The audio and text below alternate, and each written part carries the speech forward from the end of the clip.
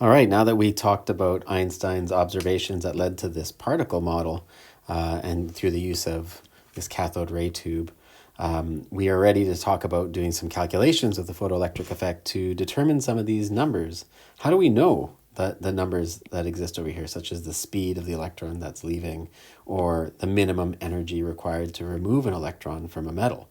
That's what we're about to find out. So what we're going to be doing is we're going to be talking about these key terms: threshold frequency, stopping voltage, and work function. Okay, and it's all through this apparatus. So again, this apparatus that was used to really experiment with the photoelectric effect has a vacuum tube that has two metals, a cathode and an anode. And when I apply a voltage, okay, this side will be negative, that side will be positive. When light liberates an electron, it'll be attracted to the other side. Now, the voltage isn't causing the electrons to leave, the light is, but it's just kind of giving it some charge to allow those electrons to be accelerated or moved to the other side. The unique thing about this apparatus is that I could change the direction of the voltage and I can play around with the voltage. The ammeter is only there for us to measure the current going through. It's our detector to see that light is actually knocking electrons off. All right, and in this diagram, just to remind you, when red light is hitting potassium, no electrons are liberated. But when green and blue, we see electrons coming off, and what you should see is that the velocities are different. Blue's velocity is a lot greater than green. And if you take a look at the energy associated with those different wavelengths, okay, blue has more than green, and 2 electron volts is necessary. They're both over top of that, but there's a little bit more. That would be why the electrons that are bounced off or colliding with the photon leave with a greater velocity and kinetic energy. So what we're going to be able to answer by the end of this video is, how do we know this? How do we know that potassium requires -2 electron volts to knock out an electron? And how would I use these numbers that are here to be able to calculate the maximum velocity that those electrons have when they leave? We're about to find out right now. So the key terms that we are talking about, again, are threshold frequency, stopping voltage, and work function. And on this side, you can see some formulas that we'll describe in a second that associate with these terms. So what is threshold frequency? Well, threshold frequency is the minimum frequency required to remove an electron. So what would be the minimum? This is wavelength, but what would be the minimum frequency of light that we start to see those electrons? Okay, that's our threshold frequency. And in this formula, that would be represented as FO. All right, so threshold frequency has the symbol FO. And again, it's the minimum frequency for photoelectric effect.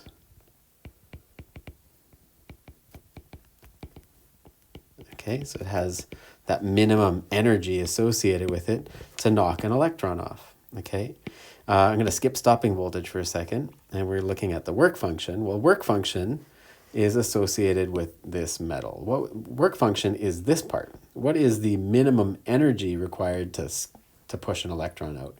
The work function of potassium is is 2 electron volts. That's how much energy is needed.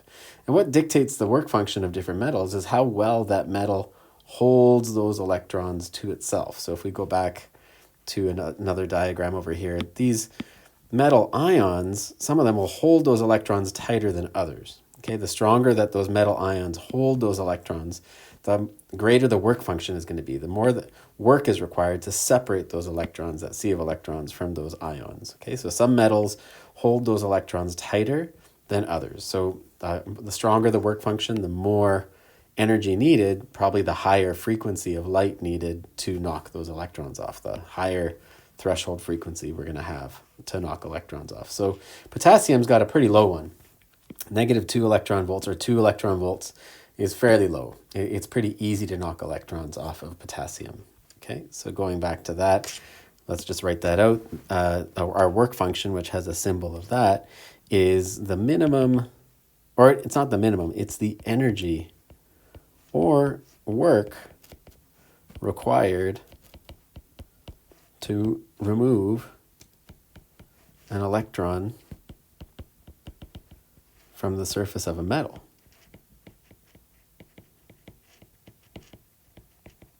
Okay, and that work function in this formula is right here. Okay, so now for stopping voltage, if we go back to this experiment over here, actually I can take a look down here. The stopping voltage would be, if I flip this battery over, the electrons are being ejected. If I flip the direction of the battery, I can prevent those electrons from going to the other side. The stopping voltage would be the voltage on that battery required to stop the current from flowing. All right, so what would be the minimum voltage? So what is the minimum, what is the minimum voltage required to stop current flow? And that current flow is dictated by the wavelength of light that is hitting that surface. Okay, so if I shine different wavelengths of light, those electrons are going to have different energies, and I would require a different voltage to stop that flow of electrons. Okay, so our stopping voltage is really related to whatever frequency of light we're using when we're shining against that. Okay, so these three formulas we're going to be playing around with in a second. Okay, this formula is the overall formula that says that the kinetic energy of the electrons coming off is equal to the energy of the incoming light minus Planck's constant times that threshold frequency, the minimum frequency required. So if I have a frequency higher than that minimum frequency, I'm going to have electrons that have kinetic energy. Okay, now that kinetic energy can be calculated in an experiment by knowing the stopping voltage and multiplying the stopping voltage by the charge of an electron. Okay, stopping voltage times the charge of an electron would give me that kinetic energy of the electron coming off in my experiment.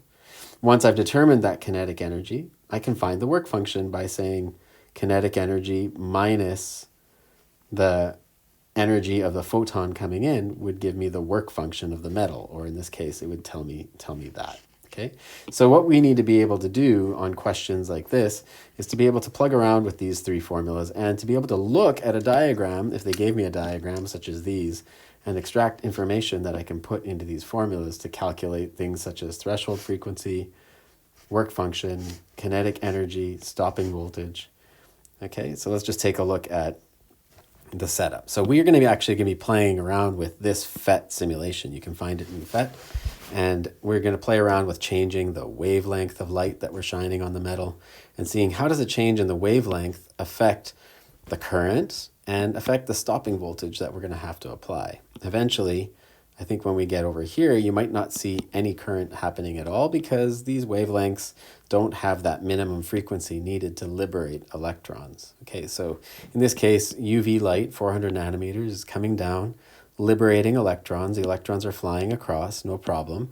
And we can see that because there's a current of 0.055 amps. In the next picture, take a look, the battery has been switched directions and we've applied negative 2.20 volts. Okay, in that case, the liberated electron that's coming off is going to get attracted back to the positive plate. Okay, and that would be the minimum voltage, like I apply, is that all of a sudden I don't see a current anymore. Those electrons are being liberated and then they're coming back down. So that would be called our stopping voltage. So that's our stopping voltage in this experiment. That's the stopping voltage for 400 nanometer light on a sodium plate. Okay, so what can I do with that stopping voltage? Now that I have the stopping voltage, I can calculate the kinetic energy of the ejected electrons. How? I'm going to use the formula stopping voltage multiplied by the charge of an electron, which is going to be 2.2 volts times the charge of an electron, which is 1.6 times 10 to the minus 19 joules, which gives us a value of 3.52 times 10 to the minus 19 joules. Okay, now I can convert that value into electron volts if I wanted to, but I'm not going to do that right now. What I can do now with this value is I can actually calculate the velocity of those electrons. So what would be the velocity would be equal to how would I find that velocity? Well, I'd have to use the kinetic energy. So remember, kinetic energy is equal to 1/2 mv squared. So then to find the velocity would be 2 times the kinetic energy divided by m, square root would be my velocity. Okay, so if I plug in this kinetic energy here, I multiply it by 2, and I divide it by the mass of an electron, I will get the velocity. Okay, and if you go ahead and try to plug those numbers in, you will find that the velocity should be around 8.79 times 10 to the 5 meters per second. Now, with this calculation, does it add up? Let's take a look at this diagram. Yes, they're in the same order of magnitude. The metal that we're working with is not potassium. The metal that we're working with is sodium, so that's why the velocities are a little bit different. All right.